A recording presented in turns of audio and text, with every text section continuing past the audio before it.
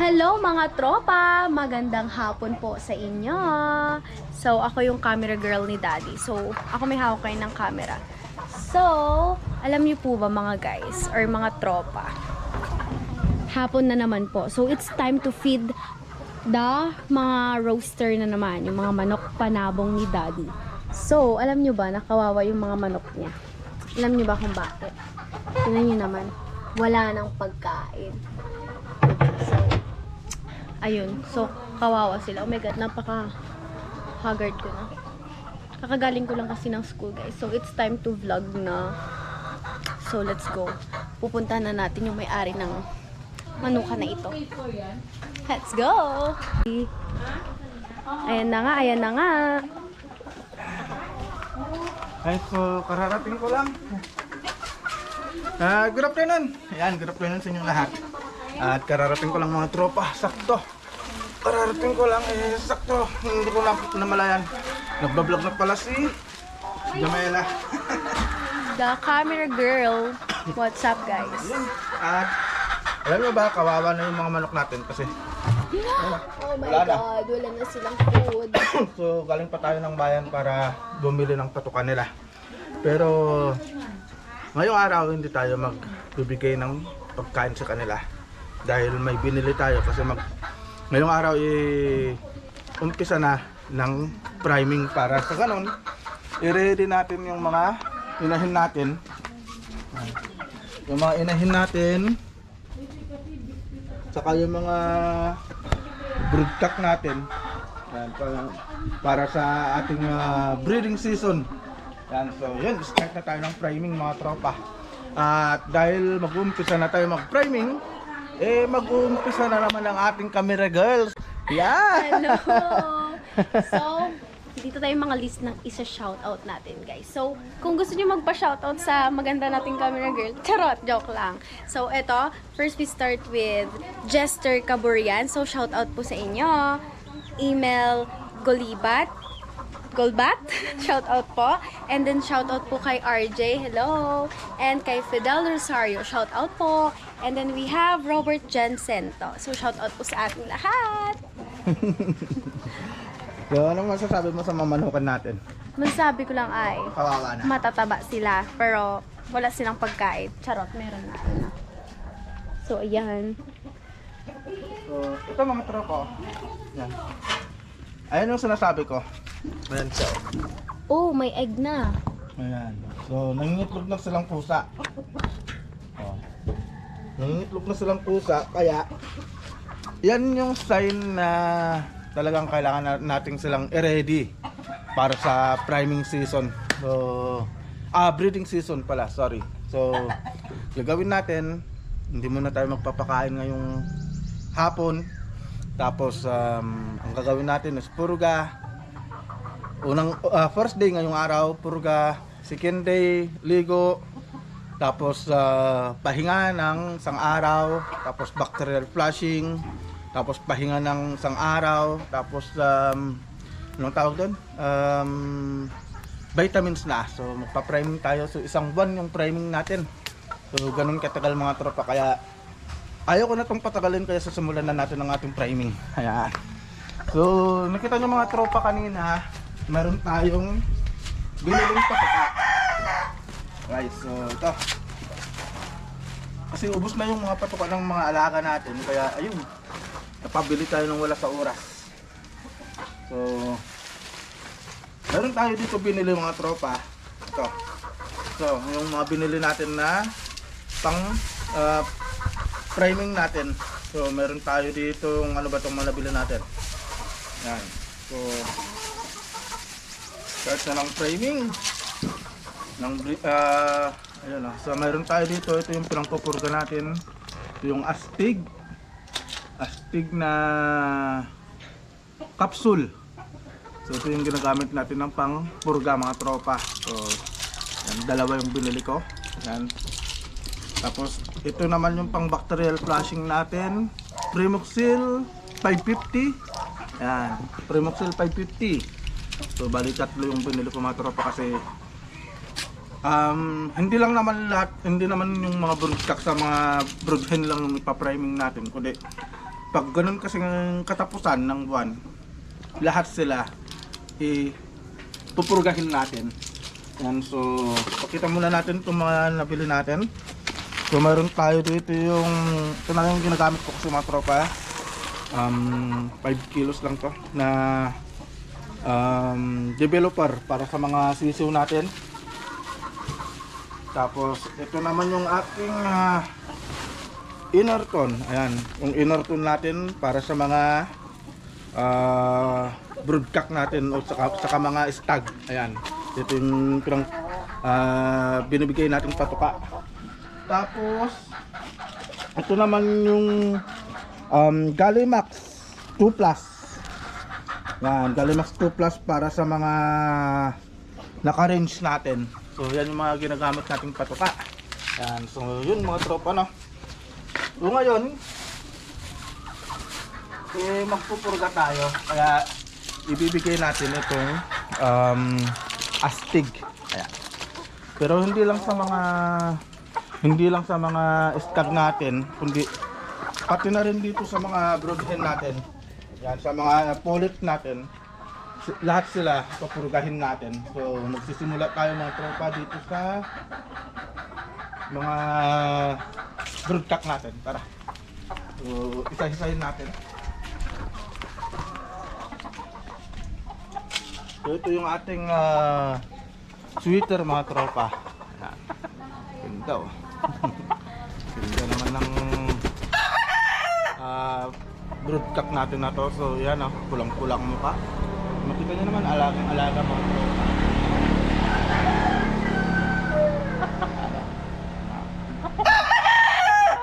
So sa pagbibigay pala ng purga mga tropa, so kailangan dapat empty yung kanilang tiyan, walang laman. Para sa kanon talagang matanggal nila yung mga bulati sa mga tiyan nila. So purga means dewormal. So magtatanggal tayo ng bulati ng mga alaga natin. So ito pala yung kaya pala natin ginagawa to, para sa kanon mas maging healthy yung mga manok natin. Kaya nga 'di ba nagpupurga tapos nagpa-priming para sa ganon yung pag ganon na nag-breed tayo is yung mga lalabas na mga anak nila is healthy, wala silang sakit o hindi sila magkakasakit, ganyan. So yun yung kagandahan ng pagpupurga every kahit na isang beses lang sa isang buwan mga tropa. Boston Gold natin. So ito yung isang magiging broodcock natin, gagamitin natin na materyales. So yun, ito yung ipapares natin mga tropa dun sa Boston Gold na broodhen natin. Tapos dun sa yung pinakita ko nung last ng vlog natin, yung Hatch Gray natin. Yan, so yun yung magiging ipapares nito mga tropa.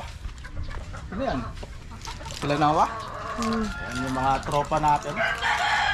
Ay, so yun. Ito yung ating Boston Gold na broodcock natin. So isa ito sa gagamitin natin na materyales. Yan. Right. Tapos madako naman tayo dito mga tropa sa isang manok natin. Napainom mo na yung daddy? Ha? Napainom mo na? Yung Manok? manok? Hindi natin sila papainumin. Paano? Bukas na yan. Bukas na natin. Nagtataka yung camera girl natin ba't hindi natin sila pinapakain o pinapainom. So purga kasi pag dapat bago magpurga, empty dapat lahat yung bitukan nila. So bukas pa in the morning? Hindi, bukas ng hapon. Parang Same 24 hours yan. Kawawa naman, di kakain. Okay lang yan kasi magiging healthy naman sila. So nakakatulong yan para maging healthy yung mga alaga natin. Ay, so madako tayo dito. So i-shoutout mo ngayon dalawang tropa natin doon. Mag-shoutout ka na, dali! Mag-shoutout ka na, dali! Makikita ka sa YouTube. Green na green pa sila. Mag-shoutout ka na ah! Nahiya siya guys. Nahiya sila, nahiya. So let's go, arat na kay daddy. Alright mga tropa, so ito na yung ating gray. So isa din sana ito sa gagamitin natin na broodstock na materyales. Kaso ang problema, stag pa lang kasi ito mga tropa. So nasa 6 months pa lang kasi ito. So nag-start akong gumamit ng materyales pag ganun na. Yung mga nokis natin is may edad ng 1 taon pataas. Kasi yung 1 taon pataas na yun, fully developed na yung mga muscle nila, fully developed na yung katawan nila. Kasi pag hindi fully developed yung mga manok tapos gagamitin mo ng pang materyales, napakahina. Mahina ang kakalabasan ng mga anak nila. So mahina yun. Hindi maganda. Kaya ginagawa ko pag ganito na, kunwari ito naka 1 taon na, so pinapares ko siya mga tropa sa mga inahin na may edad ng mga magto 2 years ganyan. So ganun ang ginagawa ko para sa ganun ay parehas yung materials natin na full developed na. Pero pag yung broodcock natin is nag-edad na ng 2 taon, so paparisan naman natin siya ng mga 8 months old na mga pullets. So yun. So ganun yung sistema ng ating pagpa-priming mga tropa. Pag bibreed. So bigyan mo na ako ng astig. Yan, para maging astig ka. So astig yung ating camera woman, no? Astig talaga. Parang nasa gubat kaya, oh. Punong-puno ng...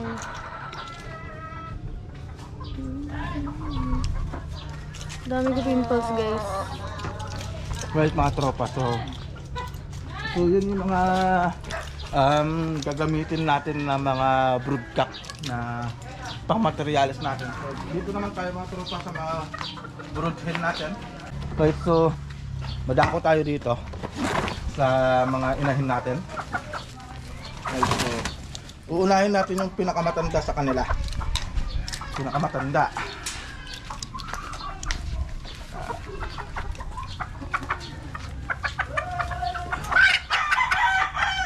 Right, so ito yung pinakamatanda sa kanila mga tropa. Ito yung ating Boston Gold. Ayan. Ano yung mata? Mga tropa. Ganda ng mata. So ito yung Boston Gold natin. So ito ay 2 years old na. Ayan, 2 years old na. 2 taon na to mga tropa. Papainumin na yan? Oo, bibigyan natin lahat sila. So itong 2 years old na to, ipapares natin dun sa broodcock natin dun na Boston Gold. Kasi yung Boston Gold natin, nasa edad na siyang 1 year and 7 months. So pwede pa, ganun. Kaya okay pa yung ganun na edad ng pagpapares natin sa mga manok natin. Yan. Ito yung pinakamatandang inahin natin. Yan. Boston Gold mga tropa. Right. So, ito naman yung isang taon natin na inahin.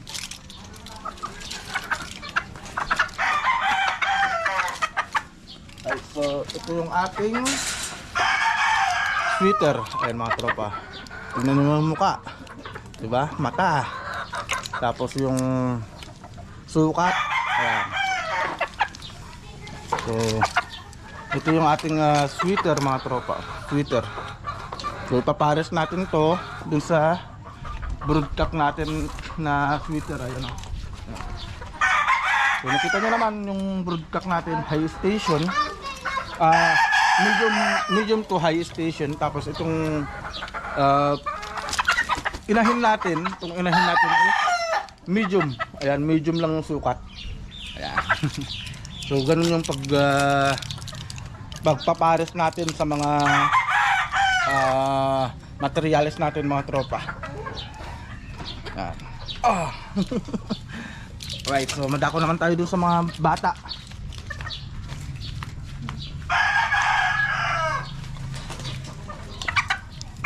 Okay, ito yung pinakita natin nung isang araw mga tropa, nung nakarang vlog natin. Ito yung hatch gray natin. Ayan o, hatch gray. So ito ay 8 months na mga tropa. Rico. Rico, masakit. So ito ay 8 months na. So 8 months. So ipapares natin ito ngayon dun sa Boston Gold natin na 1 year and 7 months. So ganun. Ayan. Pero pag yung tawag dun, yung isang gray natin na stag, pag naka 1 year na yun, sakto ipapares na natin siya dito. So ipa-pull out na natin siya dun sa Boston Gold. Tapos ito na, sila na yung pagpaparisin natin kasi gusto kong i-develop yung gray natin. So yung gray natin mga tropa is medium to high station din. Tapos itong pullet natin na to is medium station din. Ayan o. Yan yung sukat niya. So lahat sila papurgahin natin ngayong hapon.